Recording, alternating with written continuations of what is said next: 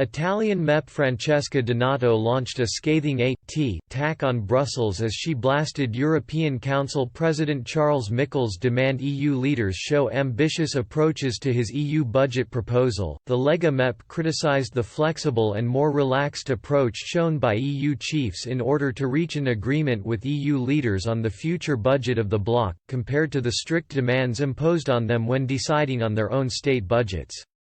Ms. Donato pointed out how during the course of the first 2 inconclusive days of the special summit on the EU budget in Brussels this week, talks of ambitious proposals and solutions have dominated negotiations between EU leaders and the European Council President. President Michel and European Commission President Ursula von der Leyen have both urged EU leaders to reach an ambitious and modern plan for the future of the EU.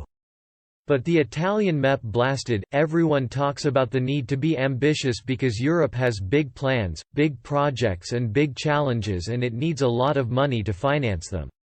The European institutions always give moral lectures on how to be disciplined on budgets, on how it is necessary to balance the accounts and to maintain a balanced budget and the necessity to push austerity and spending reviews. But it doesn't seem like the same strictness is applied to deciding the European Union budget. If we have less money because the UK has left the Union and we need to spend on new projects, we should cut unnecessary, and there are plenty of unnecessary costs to cut. Surely we shouldn't cut funds for the CAP or the cohesion funds.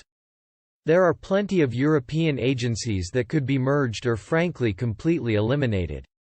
President Michel came into the summit with a draft budget at 1.074% of EU gross national income. The European Parliament wants 1.3%, while the EU's powerful executive arm, the European Commission, prefers 1.11%.